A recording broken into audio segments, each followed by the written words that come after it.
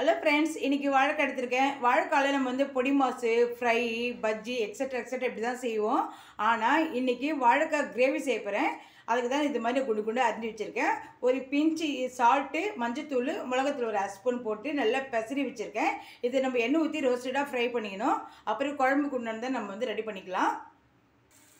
நம்ம குழம்புல வந்து பச்சையை போட்டு பாயில் பண்ணுறது, குழம்புல கிரேவி பாயில் பண்ணுறதை விட நம்ம இந்த மாதிரி ரோஸ்டடாக ஃப்ரை பண்ணி போட்டோம்னாக்கா நல்லா வாசனையாக டேஸ்ட்டாக நல்லாயிருக்கும்.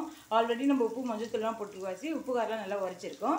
ஒரு 3/4 வெந்துடணும் அது. ஸோ மீதி நம்ம குழம்புல போட்டு வேக வச்சுக்கலாம். இப்போ பாருங்க, எண்ணெய் கொஞ்சம் அதிகமாக செலவாகும். நம்ம இந்த மாதிரி ஊற்றி ஃப்ரை பண்ணி எடுத்துக்கணும். அடுத்தது குழம்புக்கு உண்டான கிரேவி ரெடி பண்ணிக்கலாம்.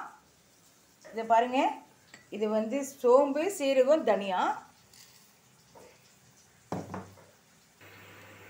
நல்லா எண்ணெயில் ஊற்றி நல்லா வதக்கி எடுத்துக்கணும். இதை பேஸ்ட் அரைக்கிறதுக்கு நீங்கள் வந்து சீரகத்தூள், தனியாத்தூள் இருந்தாக்கா நீங்கள் இதெல்லாம் போடணும்னு அவசியம் இல்லை. ஸோ பவுடராகவும் யூஸ் பண்ணிக்கலாம். நான் வந்து டைரெக்டாக போட்டு வறுத்து பவுட்ரு பண்ணிக்க போகிறேன், அதை பேஸ்ட் அரைச்சி போகிறேன். அடுத்தது பார்த்தீங்கன்னாக்கா இஞ்சி பூண்டு, இது கொஞ்சம் நல்லா செவக்கட்டும்.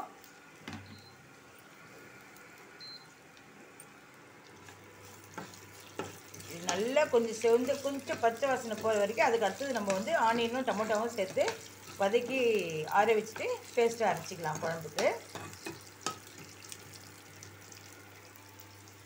பாருங்கள், வாழைக்காய் நல்லா ரோஸ்டட் ஆகுது. இன்னும் கொஞ்சம் நல்லா வரணும், ப்ரௌனிஷாக வரணும் கலரு. கருவேப்பிலை போட்டிருக்கேன். அடுத்தது நம்ம ஆனியன் போட்டுக்கலாம். நல்லா ஒரு நிமிஷம் வதக்கினா போதும். அடுத்தது தக்காளி போட்டுக்கலாம். நல்லா தக்காளி கொஞ்சம் மேஷ் ஆகிற மாதிரி ஆகிட்டு அதுக்கப்புறம் நம்ம வந்து ஆஃப் பண்ணிடலாம். வாழைக்காய் நல்லா ரோஸ்டட் ஆகிடுச்சு. போகிறோம், நம்ம ஒரு 2 நிமிஷம் நம்ம நல்லா வேக வச்சோம்னா போகிறோம். அந்தளவுக்கு வெந்தால் போகிறோம். இப்போ ஆஃப் பண்ணி எடுத்துடலாம். ஸ்டவ் ஆஃப் பண்ணிவிட்டேன். வேறு பார்த்து ட்ரான்ஸ்ஃபர் பண்ணிக்கலாம். நமக்கு எல்லாமே ரெடி ஆகிடுச்சு. இப்போ நான் குழம்பு தாளிச்சிடுறேன். எண்ணெய் ஊற்றி கடுகு போட்டிருக்கேன். அடுத்தது பார்த்தீங்கன்னாக்கா ஒரு பெரிய ஆனியன் சாப்ஸாக கட் பண்ணி எடுத்துங்க, ஒரு கொத்து கருவேப்பிலை. இது மட்டும் போகிறோம் தாளிக்கிறதுக்கு. ஏன்னா எல்லாமே நம்ம அந்த கிரேவி அரைக்கிறதுல ரெடி பண்ணி வச்சுருக்கோம்.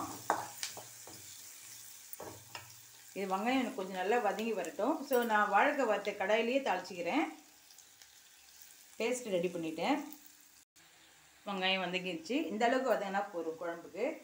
அடுத்தது நான் 2 ஸ்பூன் மிளகாத்தூள், ஒரு சிட்டிக்கு மஞ்சத்தூள் வச்சுருக்கேன். நான் ஆல்ரெடி சீரகம், தனியாலாம் வந்து அந்த பேஸ்ட்டில் அரைச்சிட்டேன். அதனால வேறு எதுவுமே ஆட் பண்ணல. அடுத்தது பார்த்தீங்கன்னாக்கா ஜஸ்ட் 1 ஸ்பூன் வர அளவுக்கு புளி தண்ணி. ஸோ இது ஊற்றிக்கணும். ஸ்லோலேயே வச்சு பண்ணணும், நம்ம ஃபுல் ஃப்ளேம் வைக்கக்கூடாது. இப்போ மிளகுத்தூள் போட்டு அது கொஞ்சம் வாசனை போகிற அளவுக்கு பண்ணிவிட்டேன். அடுத்தது பார்த்தீங்கன்னாக்கா நம்ம அரைச்சி வச்ச பேஸ்ட்டு சேர்த்துக்கலாம்.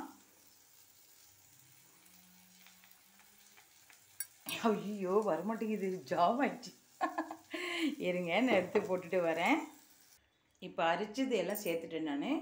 நான் வந்து அதை டைட்டாக அரைச்சி வசிய வரல, கொஞ்சம் தண்ணி ஊற்றி லிக்விடாக அரைச்சிருந்தாக்கா ஊற்றிட்டுருக்கோம். ஸோ ஓகே, பரவாயில்ல, எடுத்து போட்டு அடுத்தது பார்த்தீங்கன்னாக்கா உப்பு. ஏன்னா நம்ம வாழைக்காயில் சும்மா ஒரு பிஞ்சு தான் சேர்த்தோம். குழம்புக்கு தேவையான உப்பு நம்ம இந்த மாதிரி தான் போட்டுக்கணும்.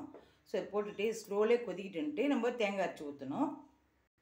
இந்த பாருங்கள், 4 பத்து தேங்காய், ஒரு பிஞ்சு சோம்பு வாசனைக்காக, ஒரு 7-8 பல் முந்திரி எடுத்து வச்சுருக்கேன். இது பேஸ்ட்டாக அரைச்சிக்கணும். இந்த குழம்பு நல்லா 1 நிமிஷம் கொதிக்கணும். நம்ம அந்த மசாலா பேஸ்ட்டெல்லாம் போடல, அது நல்லா கொதிக்கணும். அடுத்தது நம்ம லாஸ்ட்டாக வந்து தேங்காய் அரைச்சி வச்சுருக்கேன் பாருங்கள், இது ஊற்றிக்கலாம்.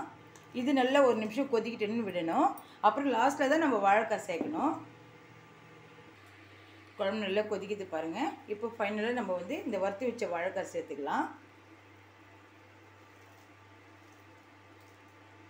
இது நல்லா 1 நிமிஷம் நல்லா வந்து வேகணும். குழம்பு ரெடி ஆகிடுச்சு பாருங்கள். சூப்பராக நல்லா வாசனையும் நல்லா வந்திருக்கு. குழம்பு வாயில் ஊற்றி பார்த்தா நல்லா டேஸ்ட்டாகவும் இருக்குது. ஸோ நீங்கள் மிஸ் பண்ணாதீங்க. இப்போ ஸ்டவ் ஆஃப் பண்ணலாம் நம்ம. அவ்வளோதான், முடிஞ்சிடுச்சு குழம்பு. ஸோ இந்த மாதிரி வந்து குழந்தைங்களாலும் நல்லா விரும்பி சாப்பிடுவோம். காய் நல்லா வெந்திருக்கும், நல்லா எண்ணெயில் ரோஸ்ட் ஆனது ப்ளஸ் குழம்புல வெந்தது சூப்பராக இருக்கும். அதனால் குழந்தைங்களுக்கு செஞ்சு கொடுங்க. இந்த மாதிரி கிரேவி எவ்வளோ அட்டகாசமாக இருக்குது பாருங்கள். ஓகே ஃப்ரெண்ட்ஸ், நீங்களும் இது மாதிரி செஞ்சு சாப்பிடுங்க. எனவே தேங்க்ஸ் ஃபார் வாட்சிங். நெக்ஸ்ட் பக்கம் பாய் சேனல் பற்றி சப்போர்ட் பண்ணுங்கள். அண்ட் வாழைக்காய் கிரேவிக்கு சப்ஸ்கிரைப் பண்ணுங்கள். தேங்க்யூ.